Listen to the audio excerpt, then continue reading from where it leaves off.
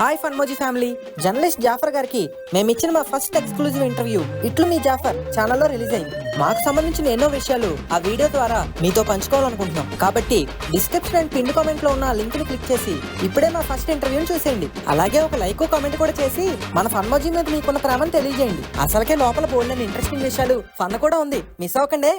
డబ్బు, మనీ, ఇది నిజంగా విలువైనదా? నిజంగా మనం తయారు చేసుకున్న కాగితం ముక్కకి విలువ ఉందా, అసలు లేదా? అది కేవలం మనం ఆ కాగితం ముక్కకి ఉందని నమ్మే విలువ.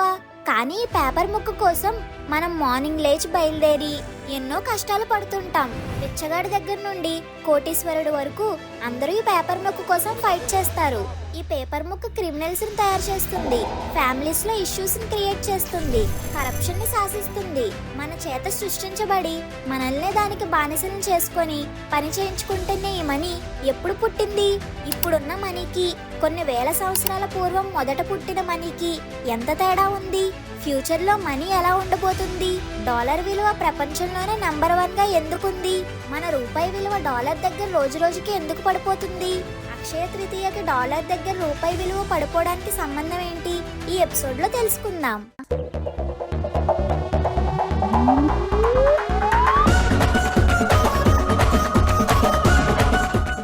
అవునే అను, మనిషి కనిపెట్టిన వాటిలో ఎక్స్ట్రాడినరీ ఇన్వెన్షన్ ఏంటంటావు?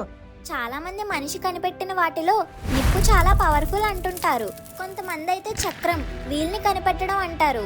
కానీ వీటన్నిటికంటే శక్తివంతమైంది డబ్బు. డబ్బా? ఎస్, డబ్బు.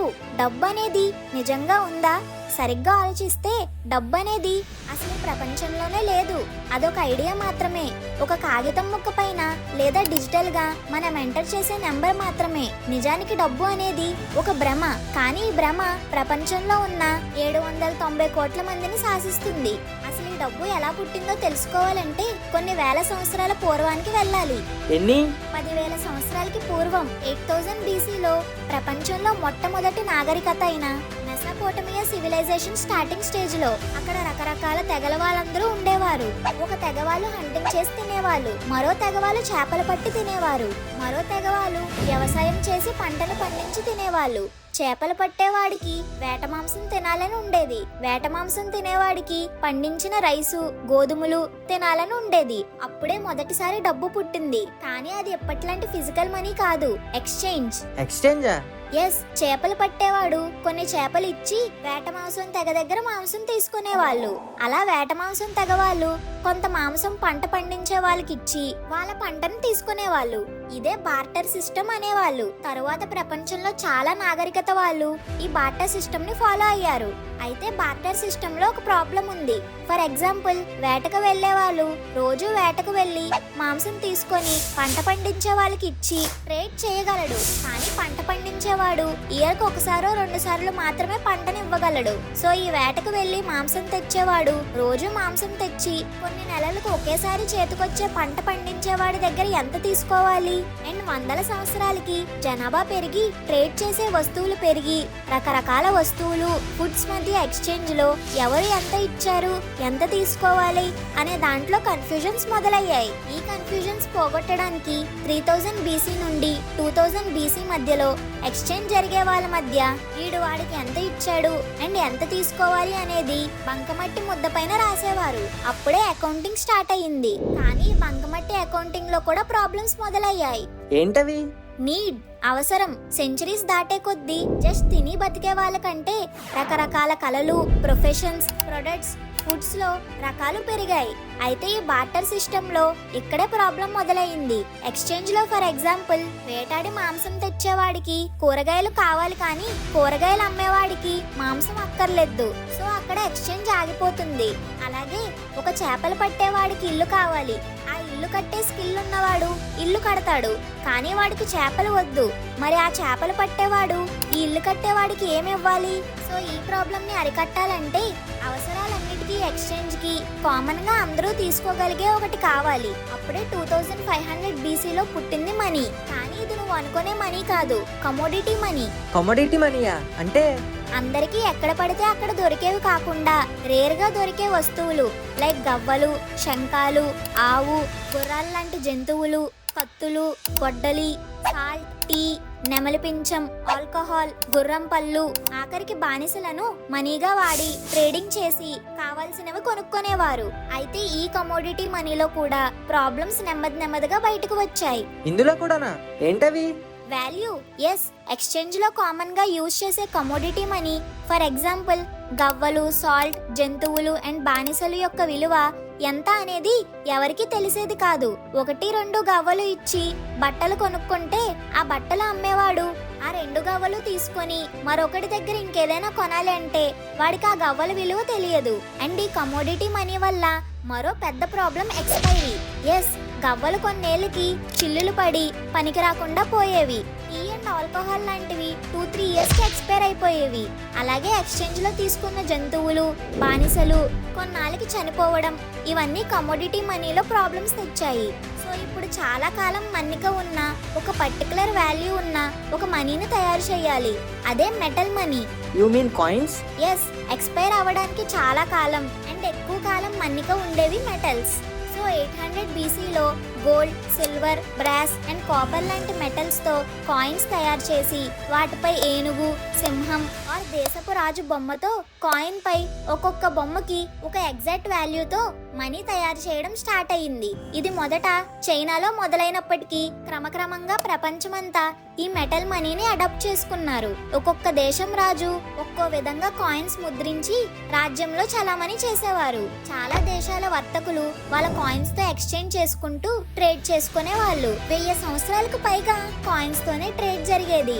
అయితే ఈ మెటల్ కాయిన్స్ వల్ల కూడా ప్రాబ్లం వచ్చింది. ఓడి అమ్మ, ఇందులో కూడా ప్రాబ్లమ్సా?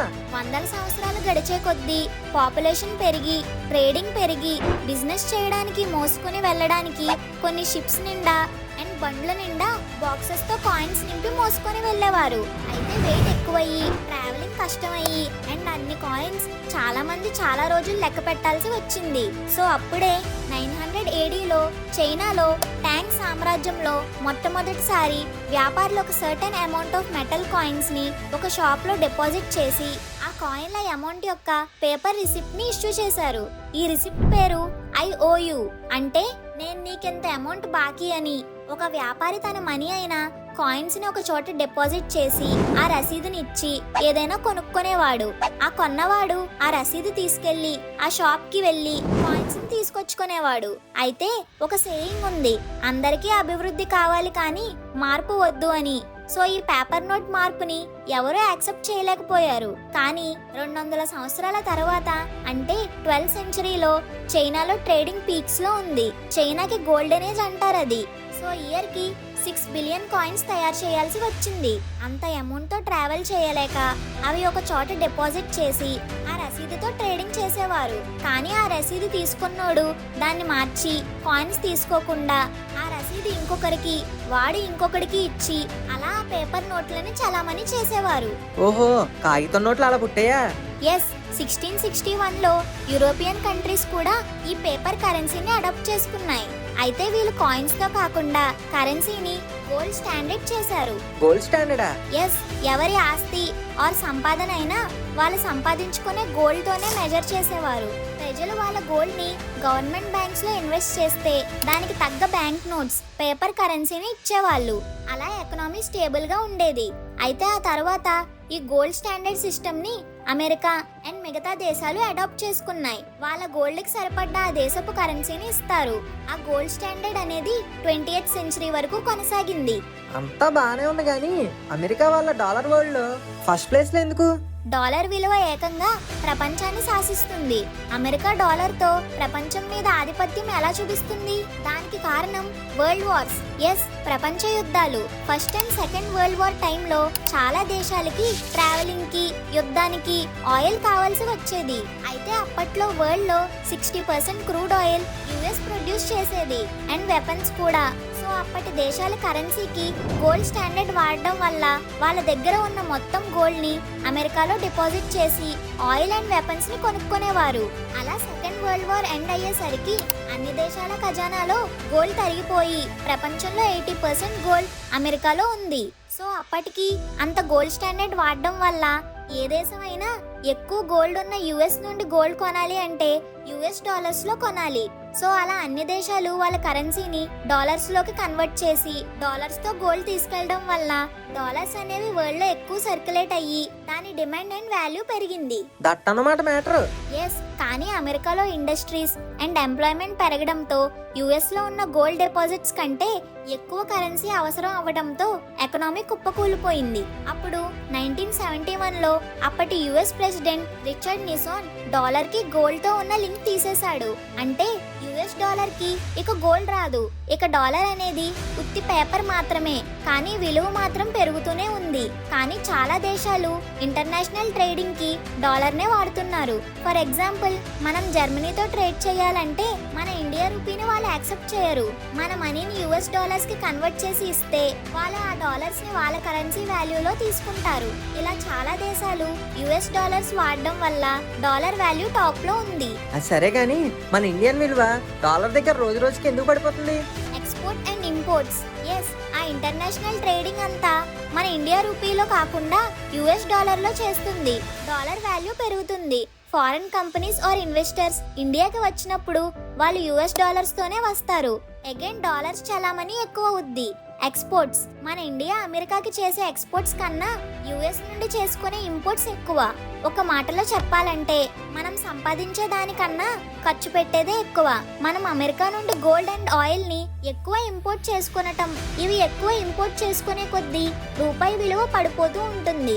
కానీ మన ఇండియన్స్ కి గోల్డ్ మీద ఉన్న పిచ్చితో అమెరికా నుండి హెవీగా ఇంపోర్ట్ చేసుకుంటారు. ప్రతి అక్షయ తృతీయకి అమెరికా నుండి కొన్ని లక్షల కోట్ల డాలర్ల బంగారం ఇంపోర్ట్ అవుతుంది. 2016 లో అయితే ఒక అక్షయ తృతీయకి 12,000 కోట్ల డాలర్ల బంగారం, అంటే 10 లక్షల కోట్ల రూపాయల బంగారం ఇంపోర్ట్ చేసుకున్నాం అన్నమాట.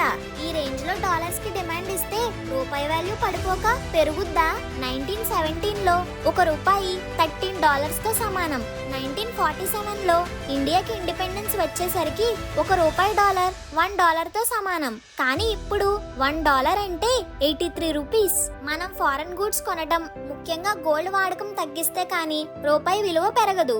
ఓహో, పేపర్ కరెన్సీగా చలామణి అయిన డబ్బు 1980 నాటికి వేరే దేశాలతో ట్రేడింగ్ కి నోట్ల ట్రాన్స్ఫర్ లేట్ అవడంతో డిజిటల్ మనీ అంటే ఇంటర్నెట్ బ్యాంకింగ్ స్టార్ట్ అయ్యింది. దీంతో సెకండ్స్ లో ట్రాన్సాక్షన్ అయిపోతుంది. ప్రపంచంలో ప్రెజెంట్ కనిపించే డబ్బు నోట్లలో ఉన్నది 40 లక్షల కోట్లు, కానీ కనిపించని డబ్బు 1300 లక్షల కోట్లు. డిజిటల్ మనీ అంటే ప్రపంచంలో ఉన్న డబ్బులో 3% మాత్రమే లిక్విడ్ క్యాష్, కనిపించే డబ్బు. ఇక ఇప్పుడు phone pay, Google పేలా digital transaction అవ్వడం వల్ల ఫ్యూచర్ లో ఈ నోట్లు మాయమైపోయి మన దగ్గర ఉన్న ఫోన్ ఆర్ ల్యాప్టాప్స్ లో నంబర్స్ గా మిగిలిపోద్ది మనీ. అమ్మ బాబోయ్, ఇది ఫ్రెండ్స్ ఇవాళ వీడియో. మీకు గనక నచ్చినట్టయితే ఇప్పుడే ఒక లైక్ అండ్ షేర్ చేసి మన ఫన్మోజీ ఫ్యాక్ట్స్ ఛానల్ ని సబ్స్క్రైబ్ చేసుకోండి. అలాగే ఈ టాపిక్ పై మీ ఒపీనియన్ ఏంటో కింద కామెంట్ లో పెట్టి మాకు తెలపండి.